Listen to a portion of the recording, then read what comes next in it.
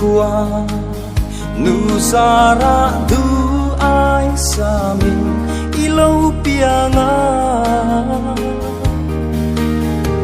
chin lai lên rua lệ i chun lệ zua kan hlim nghe ye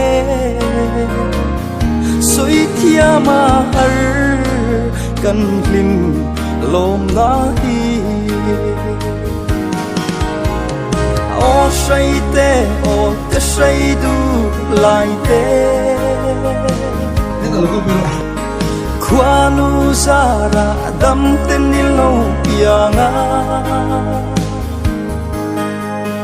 kan don lung ru lo mi na kha te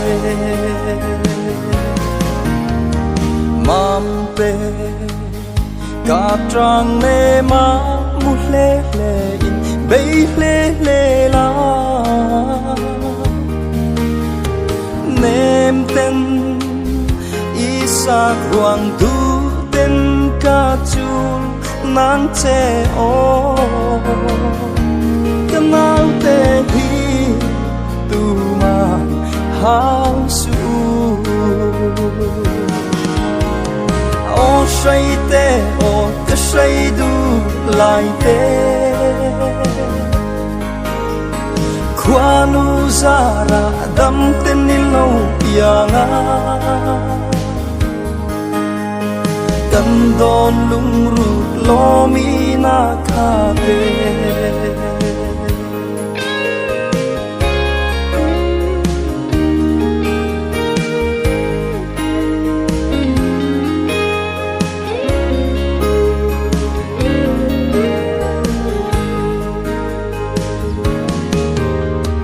dam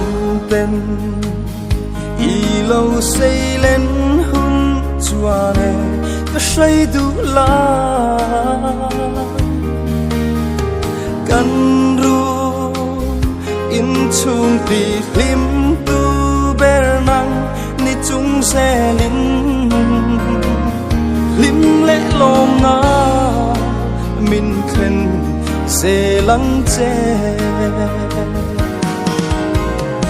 o say te o ka say du lai te qua nu zara dam ten ni lo pianga kan don lung ru lo mi na kha te